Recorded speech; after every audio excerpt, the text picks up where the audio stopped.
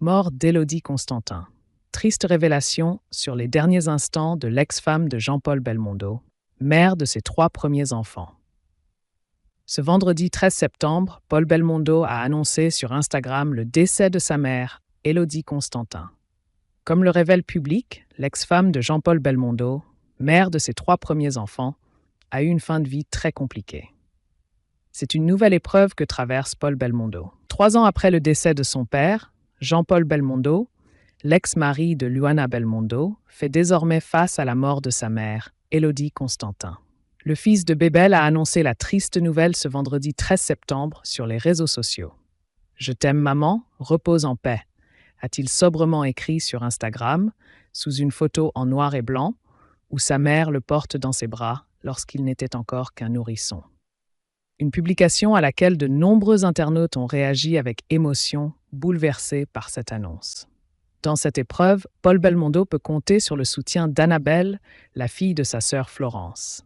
La jeune maman a tenu à rendre hommage à sa grand-mère en écrivant sur Instagram « Tu me manqueras beaucoup, mamie ». Âgée de 90 ans, Élodie Constantin a eu 3 enfants avec Jean-Paul Belmondo, Patricia, Florence et Paul. Première épouse du magnifique, c'est en 1953 qu'elle avait croisé sa route à l'époque où elle était danseuse. Le couple s'est séparé en 1965 lorsque Jean-Paul a rencontré Ursula Andress. Ils ont officiellement divorcé en 1968. Sa dernière apparition en public remonte au 9 septembre 2021 à l'occasion de l'hommage populaire qui avait été organisé pour Belmondo aux Invalides à Paris. De quoi est morte Élodie Constantin, ex-femme de Jean-Paul Belmondo et mère de ses 3 premiers enfants. Si Paul Belmondo n'a pas communiqué sur la cause du décès de sa mère, plusieurs informations viennent d'être révélées dans la presse.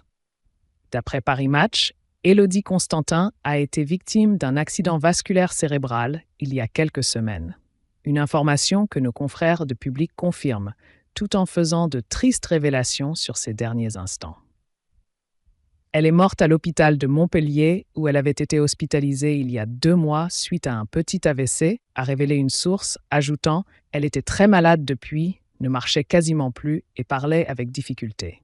Elle est morte suite à un 2e AVC. » Face à la gravité de la situation, Paul et Florence Belmondo sont arrivés à Montpellier en urgence le 13 septembre. Élodie Constantin, de son vrai nom René Constant, a émis la volonté que ses cendres soient dispersées en Sicile, île pour laquelle elle nourrissait une véritable passion, ajoute Public. Pour l'instant, la date de ses obsèques n'a pas été annoncée.